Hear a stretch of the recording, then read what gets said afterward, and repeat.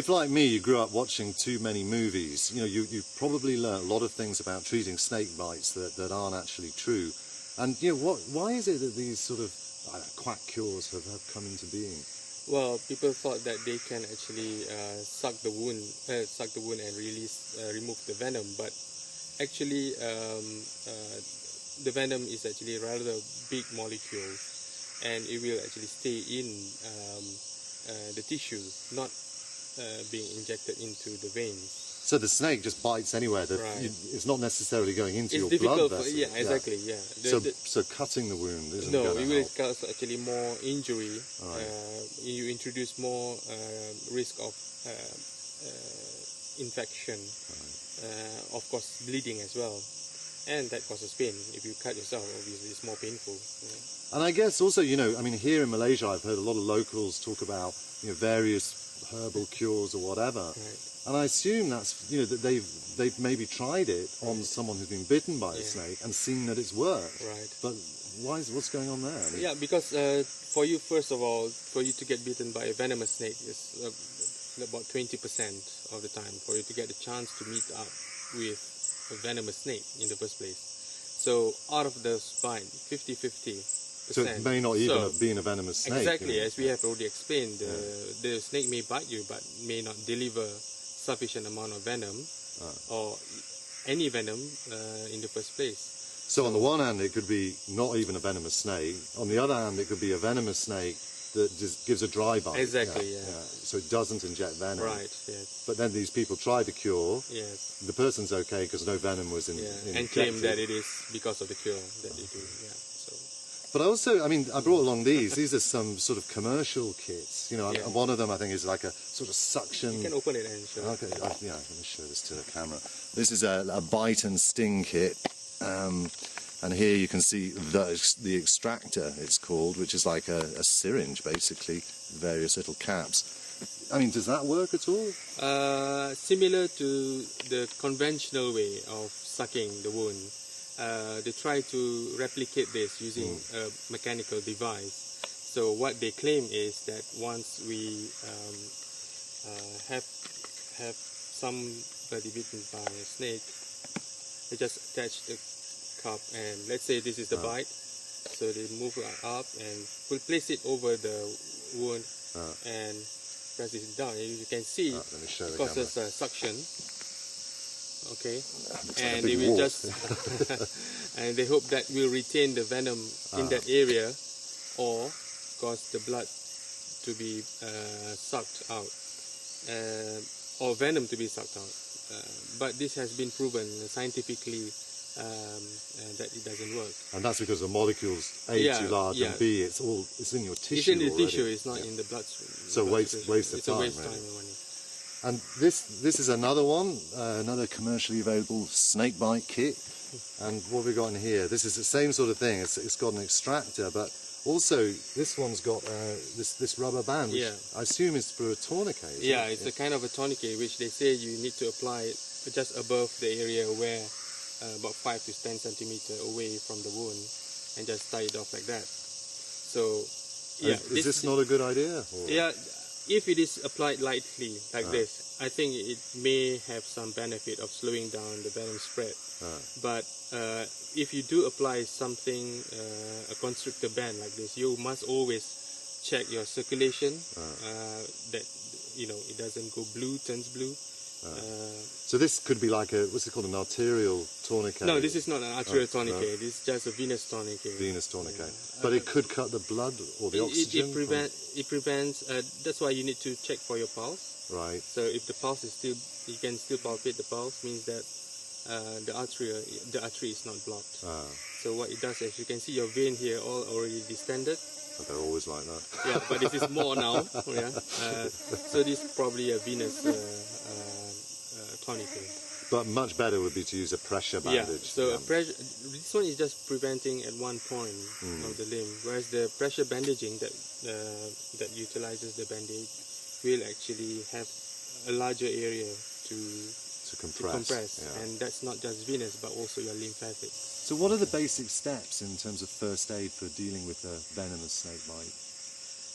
For all venomous snake bite in Malaysia, one should first remain calm, call for help. Why is it important to remain calm? Basically, just to slow down your heart rate and your circulation, and obviously to slow down your movement, so that you will reduce the spread of the venom to your circulation. Then you would try to apply the first aid techniques. For all venomous bite in Malaysia, we would recommend you just to pour some water over the wound, clean it a little bit, but do not vigorously rub the area which is bitten. And then you can cover with a small gauze or clean cloth, and you immobilize the limb. That would be for all venomous snake bites. For all venomous snake bites, just splint the limb, so that reduce the movement of the limb. Unless you are sure that you are bitten by a neurotoxic snake, you may also want to consider applying what we call pressure immobilization. The neurotoxic, so they creates the cobra and the coral snake. Right. So if I'd been bitten by a viper, which is hemotoxic, right, I wouldn't bother with pressure. Splinting would be sufficient. All I want to do is immobilize. Immobilize the limb, yes. Okay, so this is an example of a bite and sting kit that we have in the hospital for pre-hospital care. So these are some of the items which we find are essential for a snake bite. The first thing is some bandage. Okay, this is what we call the elastic bandage. Okay, it's elasticized bandaging. This one we can use for pressure immobilization or bleeding control. The other one is what we use for arm sling, for immobilizing the limb. Basically, you can use this also to secure splints. And another one is what we call as a SAM splint, and this is basically used for immobilizing the limb of someone who got bitten. So if you feel that all these things are too bulky for your rucksack, the absolute minimal I would recommend is an elasticized bandage like this, where it has a pad where you can apply over the wound, and also the elastic band which then you roll up. So let's assume I've just been bitten by a neurotoxic snake, i.e. a cobra or crate or coral snake. Luckily, I happen to have Dr. Galden with me, who knows what to do. So if I was bitten, say, here, which is one of the most common areas, I guess, for... so let's say you have the mark here as the bite mark. So we use our pressure bandaging. So we apply it over the bitten area. That's the padding bit? Yeah, that's the padding bit. And we just roll on with a bit of pressure over it. How tight do you want this? As long as we can actually put one finger over it, that's tight enough. One finger inside the... Yeah. So we just roll up.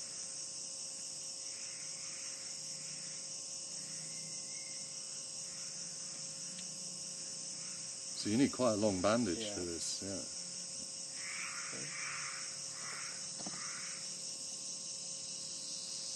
Are you doubling up the bandages? Yeah, we just try and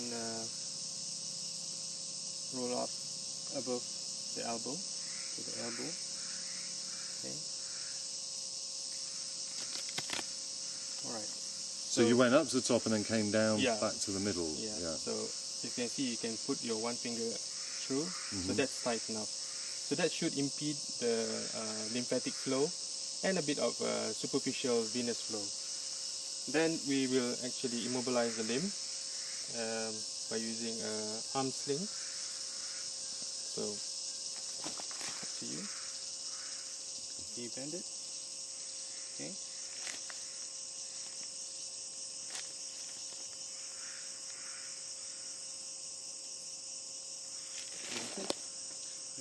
Okay. Now, my understanding is now what we're trying to do here is keep the venom in one place to stop it spreading. Yeah. So that it's quite Actually, important. it doesn't stop it totally. No, It's still slow it slow. down. It just slow it down. But one thing that's quite important is, like, say I feel a bit discomfort and I go, I want to take this off. Yeah. That would be a problem because it's all bottlenecked here. By right, once you have already applied this type of pressure bandaging, the time to remove it is when you are already in the hospital. When the doctor is already prepared all the equipment that is necessary, then they will actually remove it for you. Because the venom will there'll be a rush of venom. Exactly. Yeah. Okay, very interesting. The two most likely places to get bitten by a snake are on your hands or on your feet. If you get bitten on your foot, it's likely to be because you stepped on the snake and you get bitten just above the ankle here. So what's the technique for first aid here would be, it's the same, if it's a neurotoxic snake, i.e. cobra, crate or coral snake, it's the pressure bandage first, is it? So let's see, this is the bite mark. Apply pressure on it. And is this the same sort of pressure as before? So you do it as long as you can get your finger into the underneath the bandage. That's fine. It doesn't need to be, any tighter or looser. But what is the difference between a bite? You're dealing with a bite on your leg versus dealing with a bite on your arm. For the one in your arm, it's basically doesn't affect you walking. Oh, of course. So you can immobilize it with the sling. You know? But with this, I need to be able to walk as well, don't I? Yeah, exactly. So what is the immobilization side of things going to do? Basically, just try to reduce the movement of muscles that will pump your lymphatic up the leg. So is that when I bend my knee, or is when you're moving your leg. So if my leg's straight, less is going to go through than if it's moving back and forth. So you apply the pull on to it. Yeah. So just using a couple of bits of bamboo. And this is the same bandage you used for a sling? Yeah. Yeah.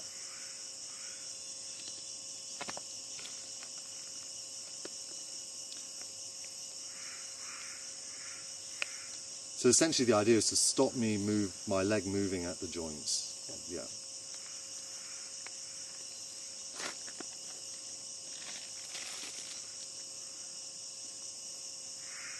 And am I right in saying that the sort of the splint should go below the from the ankle and above the knee? So below the ankle, above the knee. Is that right? Yeah. Basically, just to secure.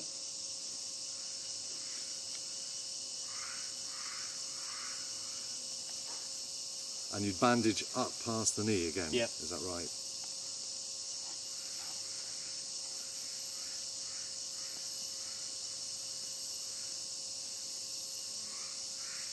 And you just tuck that in. So that's it. Yeah. So now I'd hobble out of the jungle. Yeah. You can roll out of the jungle if you want. So having covered the first aid side of dealing with a bite, what should you do next? Basically, you should just get to the hospital as soon as possible.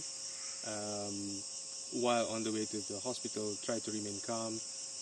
Try to move as less as possible. So if you have friends, they could carry you out, for example. Yeah, it's better to carry out rather than you walk on your own. And once you reach the hospital, the things that the doctor would like to know is how you got bitten, what bit you, at what time you were bitten. Should you bring the snake along? If it was killed, yes, by all means bring the snake for proper ID. But if you don't, perhaps you can take a picture of the snake. Right. Everybody now carries mobile phone with camera. You can use that. Just take a few shots. But you don't want people running around trying to catch the snake because they might get bitten as well. No, we don't want to increase the risk of you getting, a second bite or someone else get bitten. Then that will be real catastrophic. But pictures will actually help the doctor identify if it is, for proper antivenom, if it is necessary. And the doctor would like to know also if you have done any first aid to yourself en route to the hospital. So obviously you probably have done the immobilization, or some people will have, taken up some herbal medicine or other types of first aid which are not proven, but it is important for the doctor to know what has been done prior to arrival. And my understanding is almost with any venomous snake bite in Malaysia that if you get to hospital quick enough, you've got an extremely good chance of survival. That is true. Survival can be two things. One, survival of your life, basically you're still alive at the end of the day. The other thing is the injury caused to the limb or to the area which is bitten.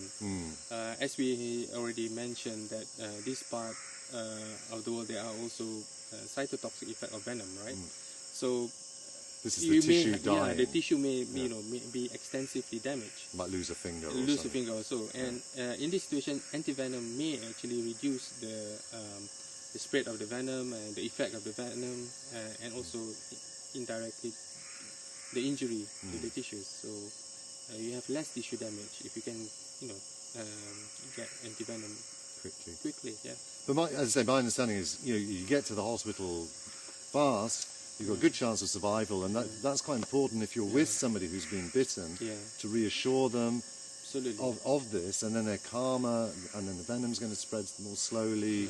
So it's good to know that. You get to and I think you will work your way out faster if you are calm. Yes, you think more clearly. Rather than getting lost again in the jungle. The last thing you want.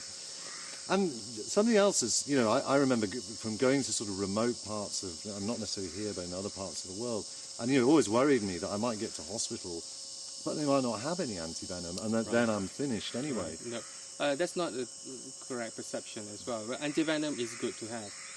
That's the only proven antidote for envenomation. But that's not the only treatment for envenomation.